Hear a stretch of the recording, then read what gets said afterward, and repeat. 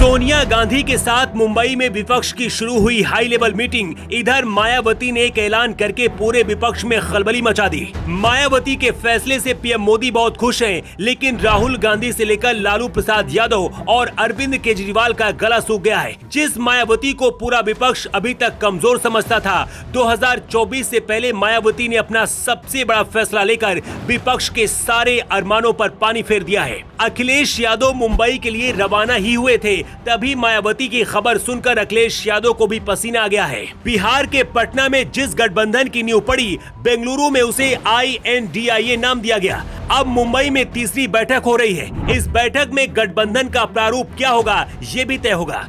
विपक्षी गठबंधन के संयोजक की रेस में बिहार के मुख्यमंत्री नीतीश कुमार का नाम सबसे आगे है, लेकिन इसके साथ ही राहुल गांधी का भी नाम आगे चल रहा है। वहीं आम आदमी पार्टी अरविंद केजरीवाल को प्रधानमंत्री का दावेदार बनाना चाहती है, लेकिन मायावती ने विपक्ष के सभी 26 दलों को बता दिया है कि वो अकेले ही चुनाव लड़ेंगी और जीतेंगी भी। मायावती का ऐलान सुनकर विपक्ष मुस्लिम तुष्टीकरण की राजनीति से नया गेम खेल रहा है, और ये गेम क्या है इसे पहले आपको समझाते हैं। 2022 के यूपी चुनाव में भी अखिलेश यादव ने मायावती को हराने के लिए मुस्लिम रणनीति को हथियार बनाया था, और उसका फायदा भी सपा को हुआ था। नतीजा ये हुआ था कि 4 बार यूपी की मुख्यमंत्री रह चुकी मायावती की पार्टी बीएसपी को सिर्फ एक विधानसभा सीट पर ही जीत हासिल हुई।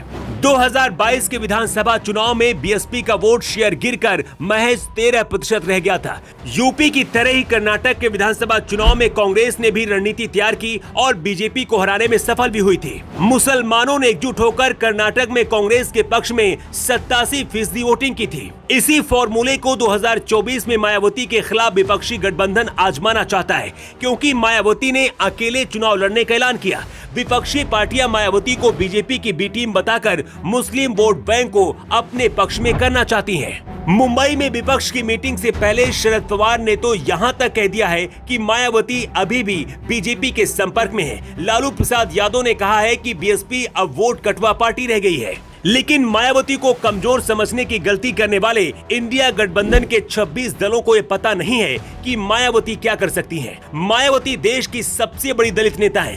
भारत में करीब 18% से ज्यादा आबादी सिर्फ दलितों की है। मायावती का एक बयान दलितों के लिए पत्थर की लकीर बन जाता है, और वही करते हैं जो बीएसपी कहती है। अगर मायावती के कहने पर ये 18 से 20% दलित बीजेपी के साथ जुड़ गए, तो 2024 के चुनाव में बीजेपी को कोई नहीं हरा पाएगा। मायावती कभी भी योगी मोदी की आलोचना नहीं करती हैं, और न ही योगी मोदी कभी मायावती पर सवाल उठाते हैं। विपक्ष की गोलबंदी मायावती को बीजेपी की तरफ जाने के लिए मजबूर कर सकती है, और अगर ऐसा होता है तो यूपी में बीजेपी को लोकसभा की 80 में से 75 सीटों पर जीत मिल सकती है।